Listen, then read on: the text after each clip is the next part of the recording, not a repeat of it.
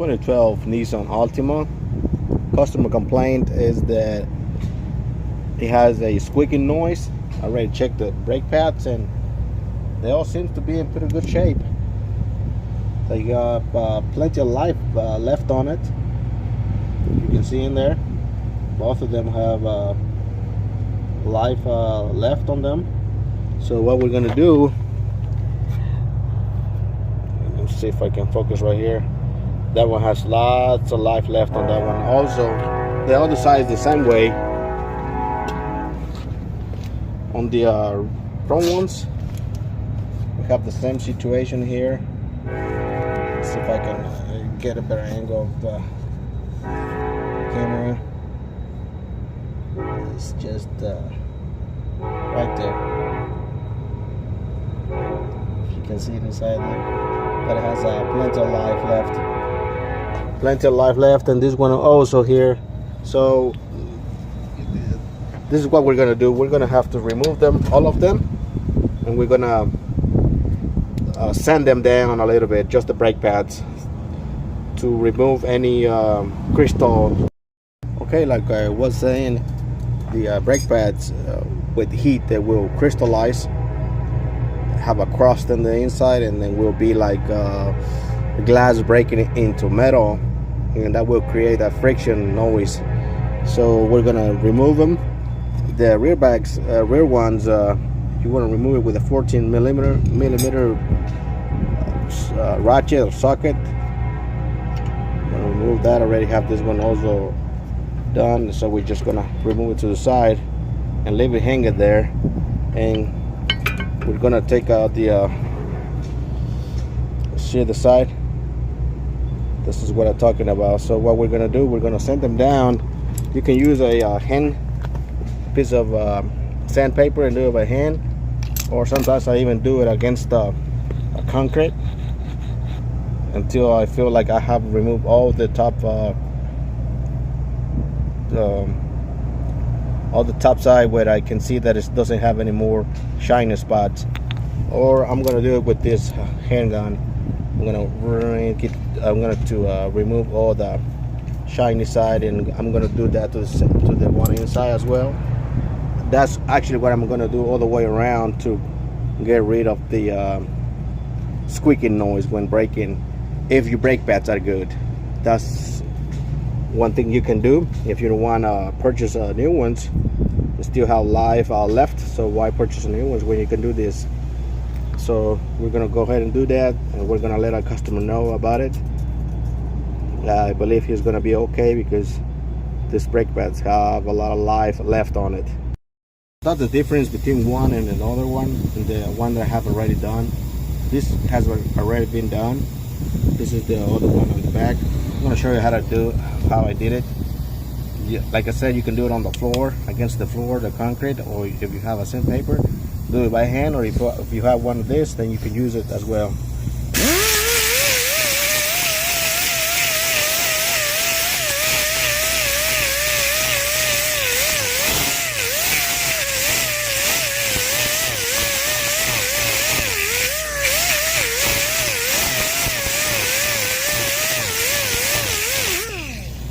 Try not to be so aggressive on the pad. Also, don't stay too long on one spot. That will make it uneven, and that's not good. Not bad as well, too much, but we want to keep it fairly flat. So that's how you do it. We're gonna do the rest of it the same way, all the way around. I also want to point out that the rear pad has this little pieces of metal sticking out from the pad. That one is the rear one. Don't mix it, or you're gonna have trouble with your brake pads braking correctly. This one is the outer side, the outside.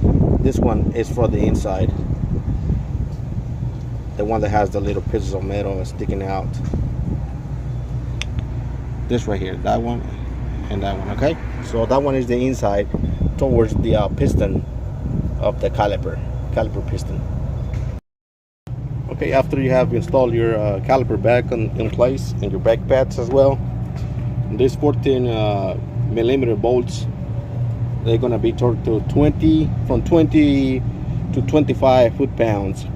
This one's and the front ones as well. So both all the way around on this vehicle is from 20 to 25 foot-pounds. Just use your judgment when you're tightening them up.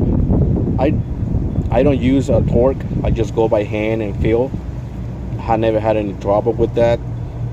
Use your judgment, and please don't hold me liable for it. But if you want to tighten them down to torque, they go from 20 to 25 foot-pounds all the way around.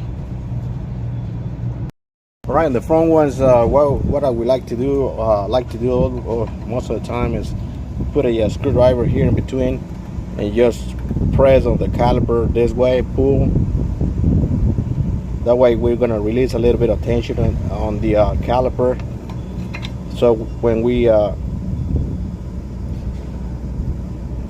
put it back, we don't have that problem of not going in very easy. So just a little bit of play in there. What we're trying to do is when we go inside here, we're trying to catch this lip, and then we're putting force.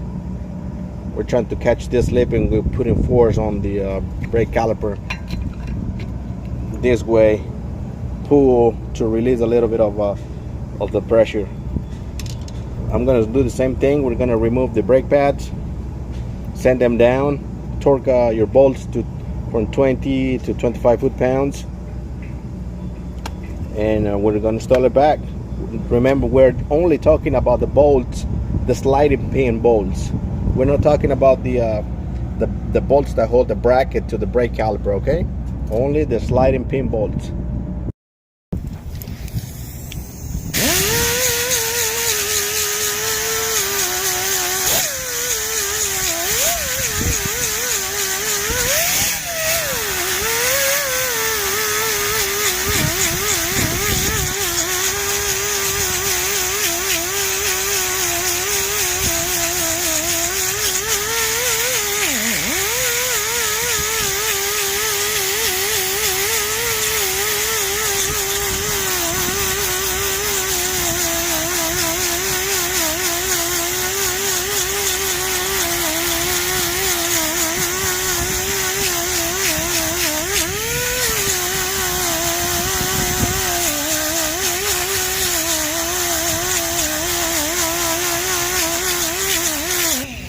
So we're gonna do that until we see that all the shiny crust has been removed.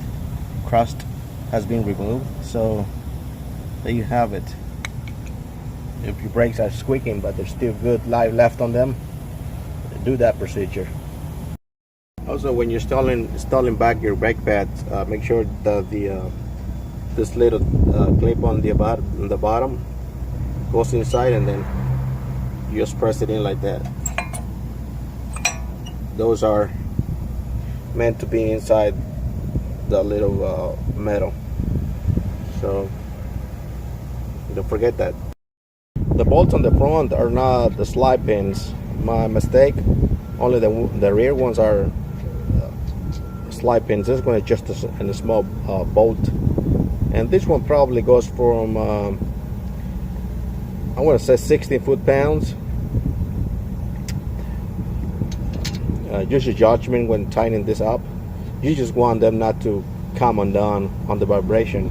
I just do it by hand, and I don't do any torque specs on them. Most of the guys at the repair shops don't do it. I work at a mechanic shop, and I never saw a guy doing any torque specs on any bolts, except when they were installing like cylinder heads and stuff like that, something major. I know brakes are very important. Your life depends on them, so make sure you do it the right way. Like I said, some books said that it's from 20 foot-pounds to 20 foot-pounds to 25 foot-pounds, so just your judgment on that.